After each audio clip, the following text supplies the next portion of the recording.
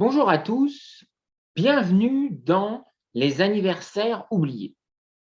Pour cette deuxième émission, nous sommes à l'approche de Noël, j'ai choisi un petit peu de vous étonner et il se trouve que j'ai choisi une date qui n'a jamais existé, à savoir le 14 décembre 1582. Et oui, cette année-là, il n'y a pas eu de 14 décembre, pas plus qu'il n'y a eu d'ailleurs de 10, de 11, de 12, de 13, de 14, de 15, de 16, de 17, de 18, voire et même de 19 décembre.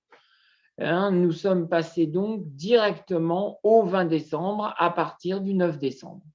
Pourquoi? Tout simplement parce que cela marquait le passage du calendrier julien au calendrier grégorien. Et donc, nous sommes à cette époque sous Henri III, qui règne depuis 1574. Et Henri III, c'est le roi très chrétien. Il obéit donc au pape. Et il se trouve que Grégoire XIII, le 4 octobre 1582, décide le changement de calendrier, le passage du calendrier julien au calendrier grégorien. Pourquoi? Parce que c'était l'idée de rattraper les jours qui avaient été perdus jusqu'à la date de Pâques, à compter du concile de Nicée de 325.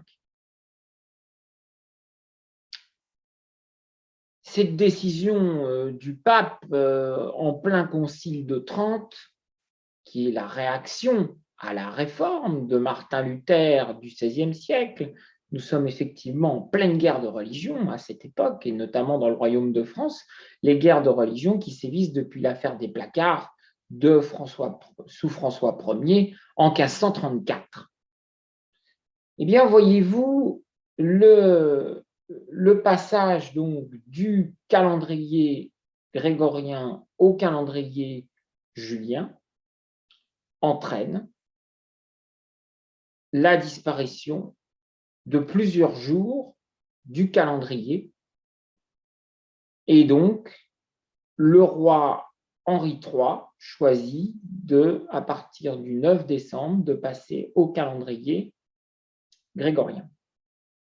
Ce passage va avoir d'ailleurs une conséquence qui nous semble tout à fait logique aujourd'hui, c'est que l'année suivante, l'année 1583, va commencer le 1er janvier et non plus le 1er avril, comme c'était l'usage depuis des siècles.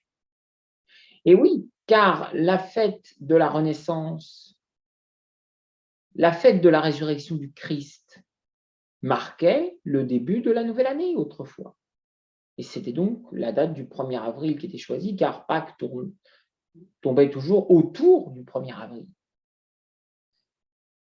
Et avec le calendrier grégorien, eh bien, il apparaît notre nouvel an traditionnel à partir donc du 31 décembre 1582.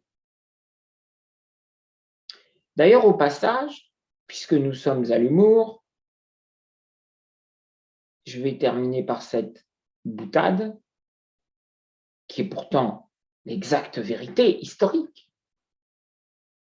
Le 1er avril 1583 a été inventé le poisson d'avril pour protester contre le changement de la date du Nouvel An. Et il y a d'ailleurs eu à ce propos de nombreux réfractaires au calendrier grégorien dans l'ensemble de l'Europe, puisque les orthodoxes et les protestants ont adopté plutôt ce qu'on appelle le calendrier julien révisé. Fort heureusement, les dates correspondent avec le calendrier grégorien, sinon ça ne serait pas très pratique pour être avec nos autres amis européens. Et ça sera valable jusqu'en 2800.